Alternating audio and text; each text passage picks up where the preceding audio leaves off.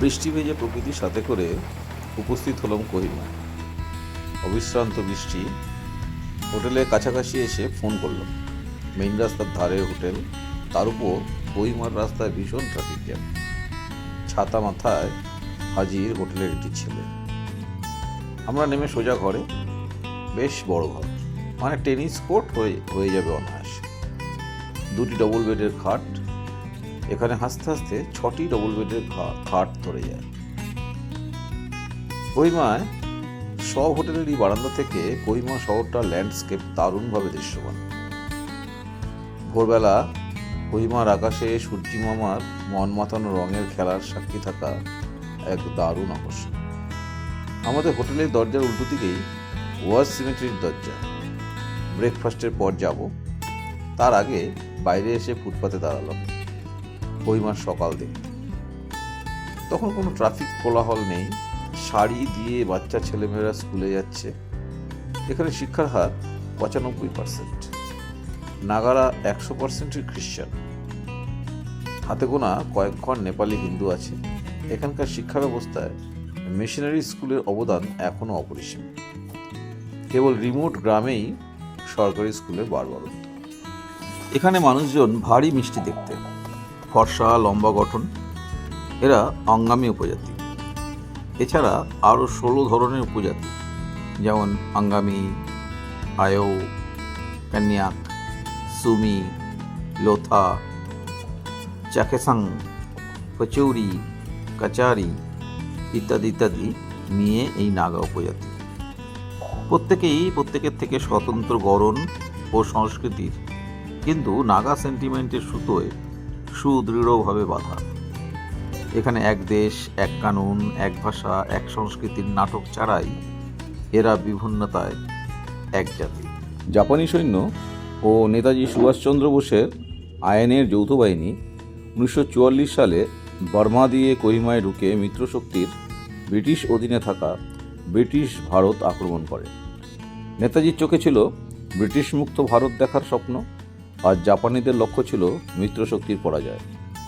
মার্চের মোরাঙে পরাজয় থেকে শিক্ষা নিয়ে ব্রিটিশরা আরও শক্তিশালী বাহিনী পাঠায় কোহিমায়। মৃতদের কীভাবে সম্মান জানাতে হয়, কৃতজ্ঞতা জানাতে হয়, এই ওয়ার সিমেটারি না দেখলে বুঝতাম না। গ্যারিসন পাহাড়ের এই টেনিস কোর্ট এলাকাই ছিল প্রকৃত যুদ্ধক্ষেত্র। সম্পূর্ণ সংরক্ষিত এলাকায় কোনো অপরিচ্ছন্নতা নজরে আসবে না। সবুজ ঘাসের চাদরে মোড়া এই কবরস্থানে রয়েছে সারিবদ্ধ কবর। পাশাপাশি কবরের সারির মাঝে গোলাপ চারা গল্প করে। নানান গাছে ভরা এই অঞ্চলটি সৌন্দর্য সবার মন টানবেই। হিন্দু শিখ মৃত সৈন্যদের স্মৃতিস্তম্ভ কথা বলে। When you go home, tell them of us and say, for your tomorrow, we gave our today. একদম উঁচু সোপানে ক্রস ও একদিকের উঁচু উঁচু পাইন দেবদারু গাছ এই সৌজাবৃত সিমেটারি এক আলাদাই রূপ দিয়েছে। ফটো তোলার কোনো নিষেধ নেই। কমনওয়েলথ ওয়ার গ্রেভস সংস্থাটি এর রক্ষণাবেক্ষণে।